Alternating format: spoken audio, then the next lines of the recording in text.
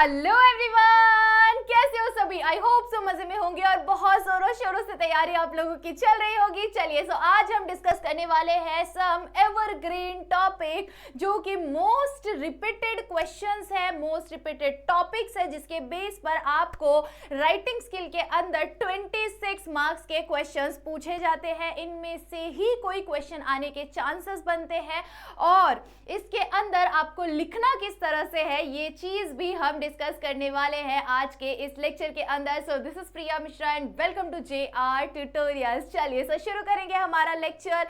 Evergreen topic of writing skill 10th Hindi, 26 marks fix. आपके लिए ये 26 मार्क्स का क्वेश्चन है जो कि आपके एग्जाम में आने वाला है। उसी के साथ साथ this is my Insta ID। अगर आपको कुछ भी डाउट हो, कुछ भी प्रॉब्लम हो, तो आप मुझसे कनेक्ट कर सकते हैं।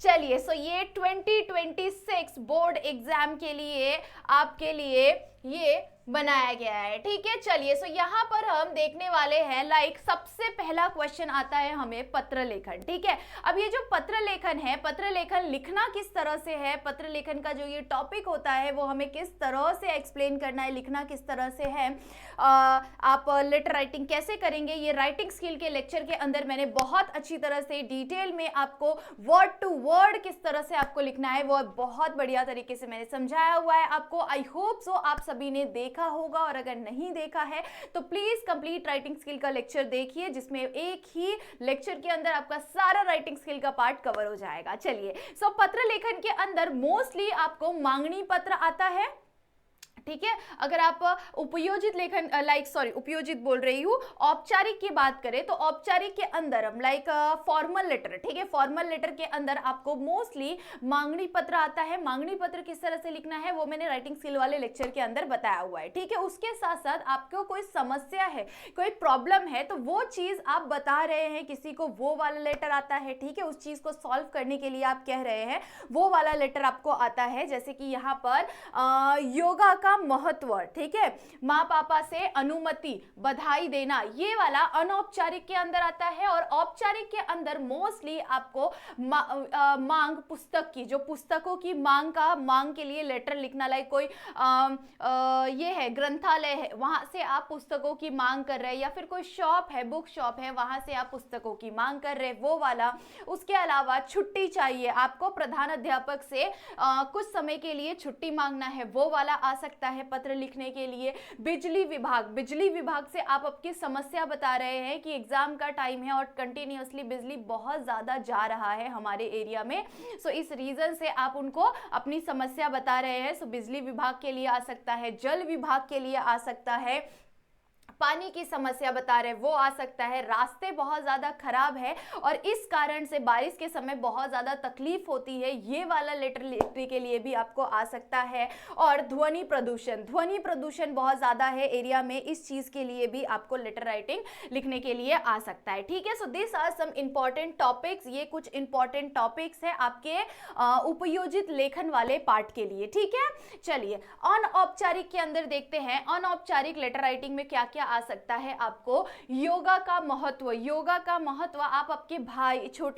छोटी बहन, इसको समझा रहे हैं योगा का महत्व, या आपके पिताजी को योगा का महत्व समझा रहे हैं, ठीक है। सो ऐसा वाला लेटर लिखने के लिए आ सकता है।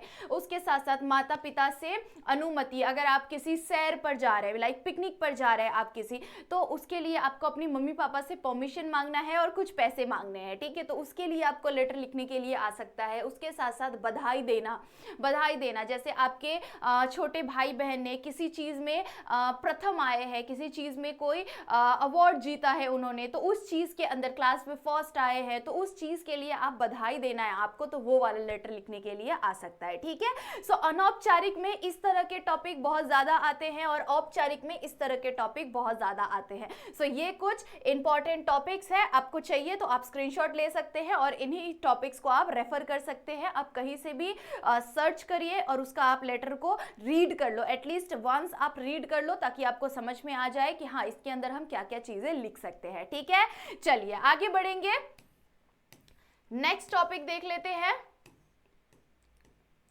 निबंध लेखन, निबंध लेखन बहुत इंपॉर्टेंट टॉपिक है ना, आपके एग्जाम में 7 मार्क्स के लिए आता है, बहुत इंपॉर्टेंट टॉपिक है ये आपके एग्जाम के लिए। सो निबंध लेखन में आपको किस तरह के क्वेश्चन आ सकते हैं, मैंने आपको जो राइटिंग स्किल वाला लेक्चर है उसके अंदर भी मैंने निबंध लेखन किस तरह से लिखना है वो मैंने आपको बहुत बढ़िया तरीके से एक्सप्लेन किया है, और उसके अंदर भी मैंने बहुत सारे आईएमपी टॉपिक्स दिए हुए हैं जिसके बेसिस पर क्वेश्चंस पूछे जाते हैं, ठीक है। जैसे कि मेरा प्रिय त्योहार, मेरा प्रिय त्योहार, इस पर निबंध आपको कैसे लिखना है वो मैंने राइटिंग स्किल वाले लेक्चर के अंदर बताया हुआ है, ठीक है। सो आज के लेक्चर में हम एवरग्रीन टॉपिक्स को डिस्कस कर रहे हैं, ओके। सो हमारी सैर, हमने हमारी जो मतलब लाइक 4 फ्रेंड है आपके, वो चारों फ्रेंड आप सैर पर चले गए, तो वहां पर आपने क्या क्या चीजें देखी, क्या क्या एक्सप्लोर की, वो चीज के ऊपर आ सकता है, ठीक है।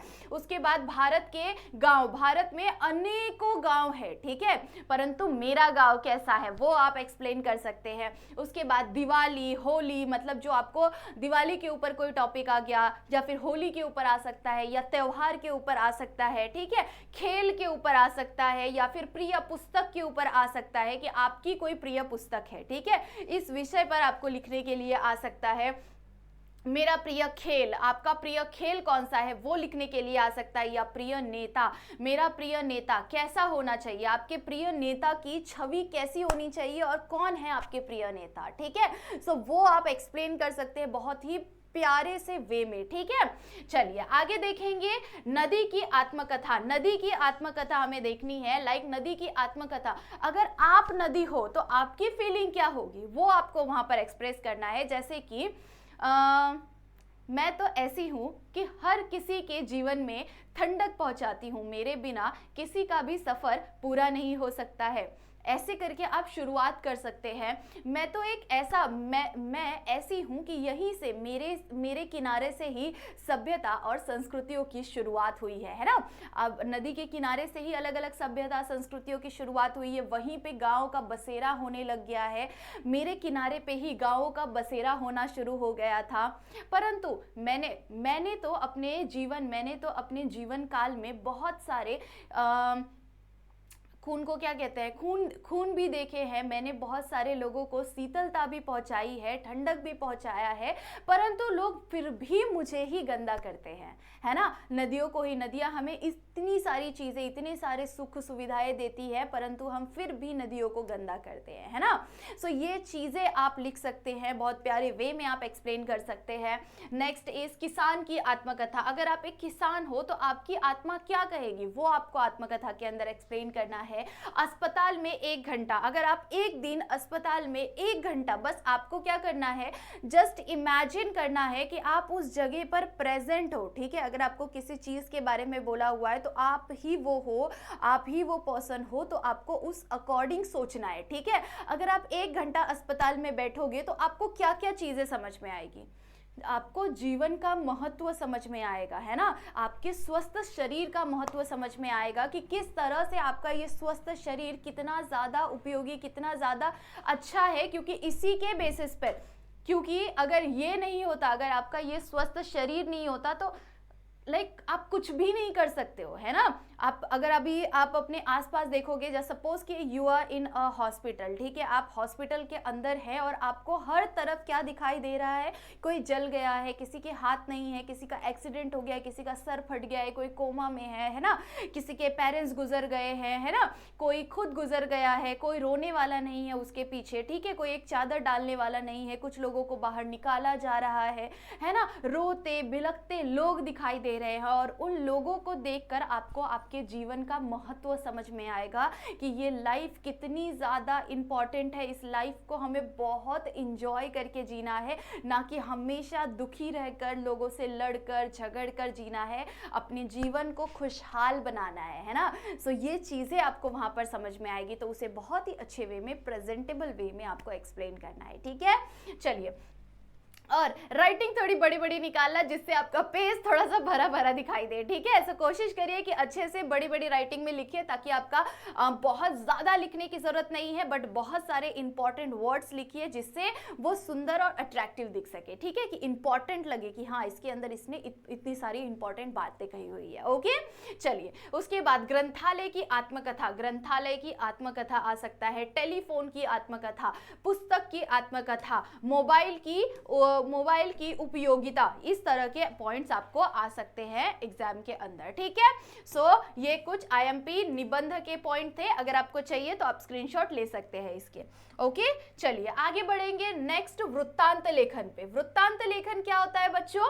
वृत्तांत लेखन is equals to news writing, है ना। सो हम न्यूज किस तरह से पढ़ते हैं वही आपको क्या करना है, एक्सप्लेन करना है वृत्तांत लेखन के अंदर। जैसे कि कल कोई चीज गुजर चुकी है, कल कोई चीज हो चुकी है, बस आपको क्या करना है, वो चीज को बताना है आज लोगों को, है ना। सो आज अगर आप वो चीज को बता रहे हैं तो आप कैसे लिखेंगे? पास्ट टेंस में लिखेंगे, ठीक है। सो वृत्तांत लेखन लिखना किस तरह से है वो मैंने बहुत अच्छी तरह से आप लोगों को राइटिंग स्किल के लेक्चर में बता दिया है, ठीक है। सो डिस्क्रिप्शन में लिंक होगा, पिन कमेंट में लिंक होगा, जरूर से राइटिंग स्किल का लेक्चर देखिए, ठीक है। चलिए, सो वृत्तांत लेखन, यस, वृत्तांत लेखन के अंदर आपको स्वतंत्रता दिवस के बारे में आ सकता है, इसके बाल दिवस के बारे में आ सकता है, मैंने बाद लिखा हुआ है बट ये बाल है, ठीक है। बाल दिवस के ऊपर आ सकता है आपको।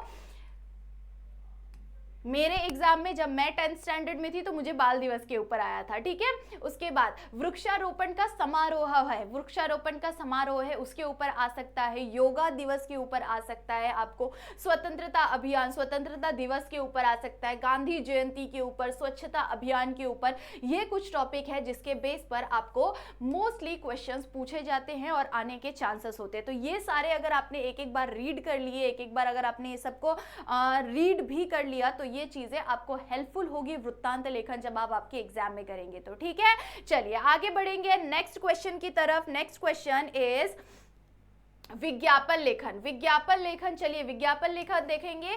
विज्ञापन लेखन के अंदर आपको किस तरह के क्वेश्चंस पूछे जाते हैं, ठीक है।